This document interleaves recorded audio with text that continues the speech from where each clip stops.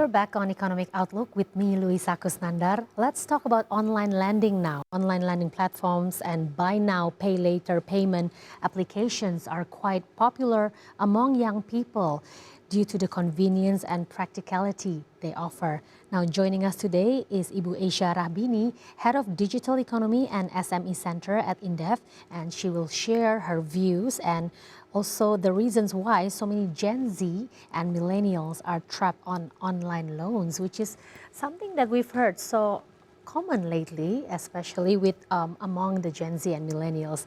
Now, first of all, Ibu Eisha, we've heard buy now, pay later. I think since about last year, it's been booming and we heard it so often. Can you please explain to our viewers once again, how does the buy now, pay later applications work? Okay, thank you for having me today. Well, actually, buy now, pay later is one kind of financial innovations, right? As we know that, right, recently digitalizations are increasing rapidly. So this kind of have a features on probably payment, so they can finance or they can buy the things, goods or services, clothes, some things, and then they can pay back in several periods later on. But then I think this kind of feature that has benefits because they have probably innovations. It's kind of different from the traditional financial lending that we have known right now. And then probably they also have these features are in the platforms, a digital platform e-commerce. So I think this kind of collaboration between those financial innovation and also e-commerce in the one ecosystem has impact on more increasing, booming on recently. Yeah. Well, it sounds very intriguing. You can just buy anything you want and you can pay later. How does it actually work? Like, is there a limit towards whoever can apply to it? Tell us more about the technicalities of it. Yeah, I think probably in the schemes, right? In traditional finance, we have to fulfill the prerequisites to get the loans, right? But then in this kind of innovation finance we have right now, there's kind of another, credit profilings, different kind of credit profilings to someone who would like to get financing from the financial institution. But then again, I think the regulations on it should be put more attention on how credit are disbursed to the new borrowers so that it cannot make another problems. There are many more non-performing loans in the future, I think. Exactly, like we are really worried about how these youngsters are like really, they're really brave to buy, like they're really consumptive in a way. But however, when bad debts come, then they'll be into trouble. Yes. Now, based on the survey so far, most of the people who use buy now pay laters are Gen Z and Millennials. Can you please explain why is the reason behind this, and how do they usually use the BNPL? Is it purely because they want to take advantage of the promotion available, or is it more of because of a consumptive lifestyle, in your opinion? Yeah, I think in recently that we know that the hypes of social media increasing, and then more content, more influencers, more consumption behaviors are having new trend through the social media itself, right? So for Gen Z itself, I think there's some kind of they feel like they would like to be existing in the in their social life, and then so this would lead to they consume more and more, and then probably, as I mentioned, there are collaboration between the e-commerce and then also social media itself, and they would like to try to become more hype, a new trend, following the new trend and itself. So I think this is the important things is that their literacy in finance, financial literacy, probably not satisfied enough. I mean, not high enough to know that if you borrow some money, you need to pay back later, right? So they have to be good capacity. They have to have a good financial capacity to pay back later.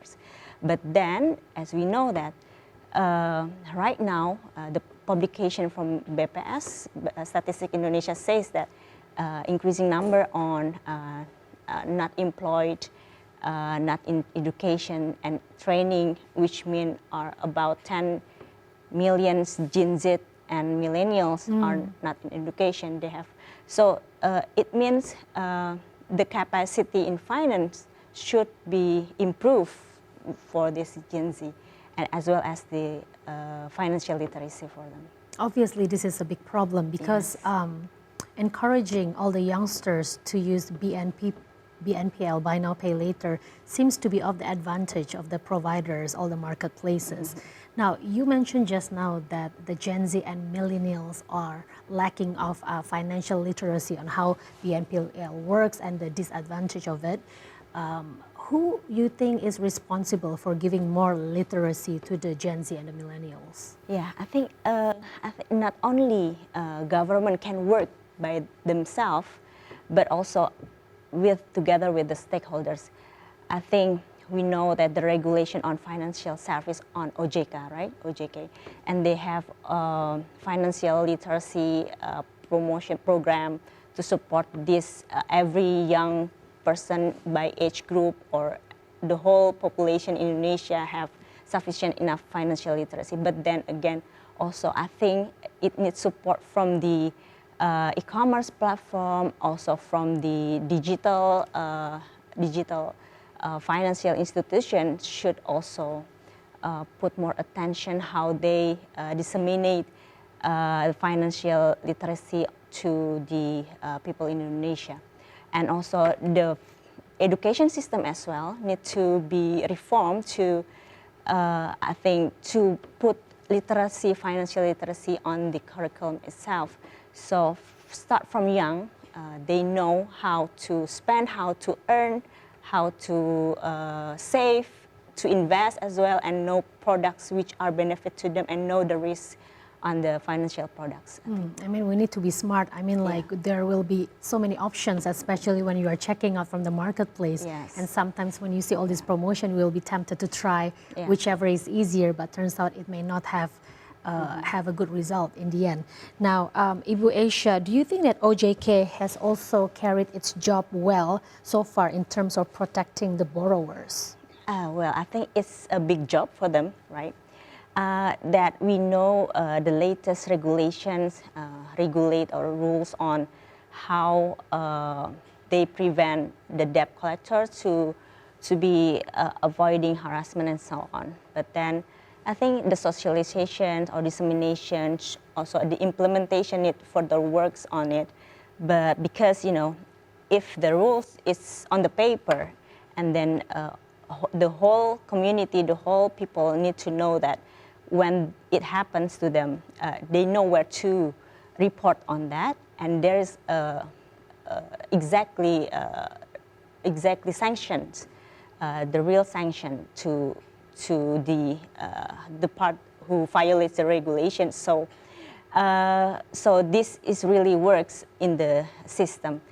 So yeah, I think there is more work on it. So you think that it is OJK's biggest responsibility to regulate this BNPL?